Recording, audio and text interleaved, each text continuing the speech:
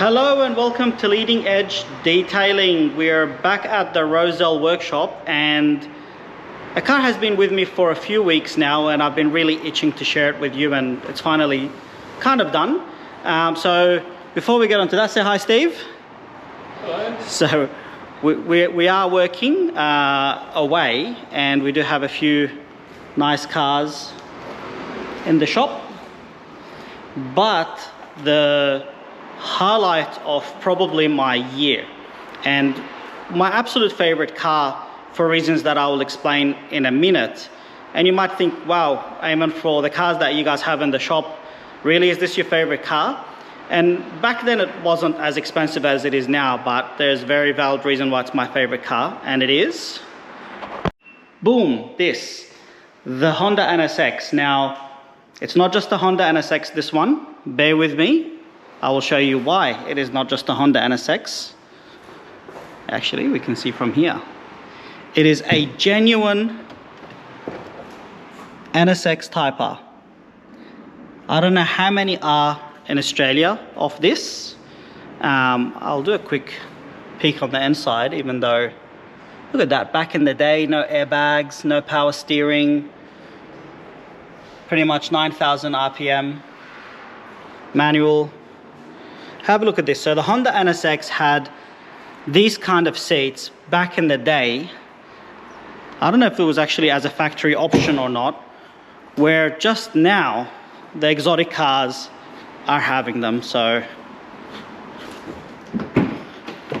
just now, for example, this GT3, well, I wouldn't say just now, they've had it for a while as well, but back in the day, for a Japanese car, like, think about it this way, this R32 GTR is the same, and that 300ZX, I think, is similar age to the NSX. But this thing is just stunning inside and out. So this has about 86,000 kilometers. I can't see it from where I am, about 86,000 kilometers, and it would be definitely one of the cleanest in Australia, if not around.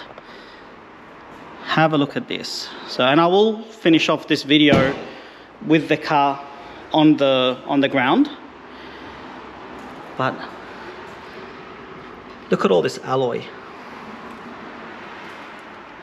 all the suspension components in this car. Actually, I think the whole car itself, the whole chassis, is all aluminium, so it never rusts. But look at that. So these, the subframes, the uprights, everything, they're all alloy. Amazing back for its day. Nice brake ducting. Look at this, so it's bent out to cool the brakes even more. Tiny little brakes, as they were all back then, but it's not a heavy car. So the car is up on the lift for a few reasons. We wanted to clean a little bit more inside there, but we also wanted to give the wheels a good clean. So this thing is going to look better and better. What we did to this car, so we dry ice blasted the underbody and the suspension. I will put some snippets in this video. So everything was dry ice blasted. Like a lot of the Japanese cars, I don't know why, they're all getting sprayed with this black stone chip protection, which, you know, I guess I understand why they do it, but sometimes people do that to cover repairs. So we removed it for this car because it's white. The wheel arches should have been white. After the dry ice blasting was done, we proceeded to carry out a two-stage paint correction, which is why this car is looking so good. Let's move things out of the way and lower it a little bit so you can see it a little bit better. So there we go. So we carried out a two-stage paint correction to make the paint look as good as it can possibly look. No swirl marks, no scratches, no water spotting, nothing. We used IGL Glass Plus on the windows to remove the water spotting, which I will add into this video as I'm talking. And then we proceeded to coat the whole car with IGL Kenzo ceramic paint protection. Again, this coating works on any car. It doesn't have to be brand new, although we do apply it on a lot of brand new cars, like what Steve is doing on the Volvo up there. And then after all that was done, we carried out an engine bay detail, which I don't really want to touch the glass and dirty it. So there's engine is nice and clean. And then interior detail with that Sony CD changer. Now I'm told that all of this carbon fiber is a very expensive option. And I'm told that these seats are like $40,000.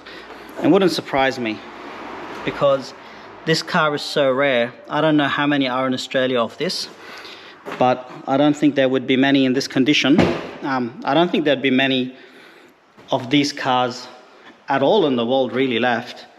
Or if they are, they're definitely not going to be something selling soon. But my estimate is this car would be at least $500,000 Australian right now, if you can even get one. So the owner of this car told me that he was looking for 2 years, and that this car used to belong to a Honda employee in Japan. So obviously it's very well looked after, as you can tell by the condition of the wheels and the whole car. So that's us. I will probably take some photos once I put the wheels on. But the purpose of this video is just to explain why I love this car so much. Imagine back in the early 90s, full alloy body, full aluminium suspension components, aluminium chassis.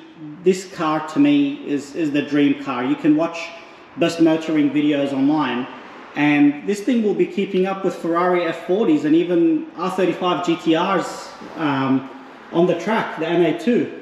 So really, when you compare it, and no, not to take away anything from the Nissan GTR, it does definitely have its own motoring history, but you put this car up on the hoist, you have a look underneath it, and then you have a look underneath that.